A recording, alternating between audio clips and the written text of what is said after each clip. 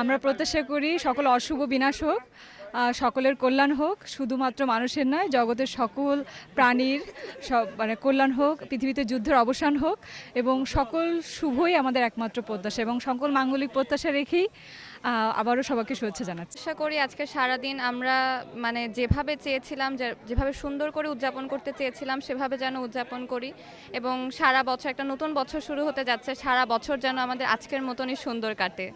নতুন বছর সবসময় আশা করি সুন্দরভাবে কাটুক, নতুনভাবে পিছনে সব গ্লানি মুছে পথযাত্রা যেন আরও মসৃণ হয় সেই প্রত্যাশাই করি।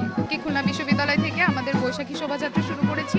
আমরা অবশ্যই একটি আনন্দঘন এবং উৎসবমুখর পরিবেশে আজকের অনুষ্ঠান সম্পন্ন করব বলে আশা করছি এবং আমাদের প্রত্যেকেরই প্রত্যাশা আমরা নতুন বছরকে আমাদের পুরনো যত গ্লানি আছে সব ভুলে যেয়ে সুন্দরভাবে নতুন একটি বছর শুরু করব এবং আমরা আমাদের বাঙালি সংস্কৃতিকে এভাবে বৈশাখী শোভাযাত্রার মাধ্যমে সমগ্র বিশ্বের কাছে তুলে ধরব এবং আমাদের বাঙালি সংস্কৃতির যে বাংলামো, আমাদের যে সংস্কৃতির ঐতিহ্য আমরা চেষ্টা করি পেঁচা, বিভিন্ন মুখোশ এবং আমাদের এই বৈশাখী শোভাযাত্রার মাধ্যমে এগুলোকেই বিশ্ববাসীর কাছে তুলে ধরতে।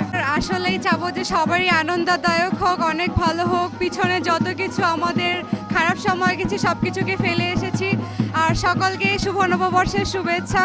আমরা এখন খুলনা বিশ্ববিদ্যালয় থেকে শোভাযাত্রা বের হয়েছি, নতুন বছর সবার আনন্দময় হোক এটাই কামনা করছি। খুলনা বিশ্ববিদ্যালয়ের একজন গর্বিত শিক্ষার্থী হিসেবে আমার নতুন বছরের এইটাই আশা, এটাই ভরসা যেন নতুন বছরটা সকল ধরনের গ্লানি, সকল ধরনের জরা যেন নিজের সাথে নতুন করে নিয়ে আসে এবং আমাদের সকল বিশ্ববিদ্যালয়ের শিক্ষার্থীদের এই নতুন বছর যেন আরও সুন্দর হয়। প্রত্যেকটা বিশ্ববিদ্যালয়ের শিক্ষার্থীর যেন নতুন বছর পড়াশোনা হোক, একাডেমিক ক্ষেত্রে হোক, সকল ক্ষেত্র যেন আরও সুন্দর হয়ে ওঠে, তারা যেন সকলে অধ্যাবসায় হয়ে উঠতে পারে এবং পরিশ্রমী হয়ে উঠতে পারে এইটাই। এবং আমি এই জন্য এটিএম নিউজকে জানাচ্ছি অনেক অনেক পহেলা বৈশাখের শুভেচ্ছা এবং নববর্ষের জন্য অনেক অনেক ভালোবাসা এবং অভিনন্দন।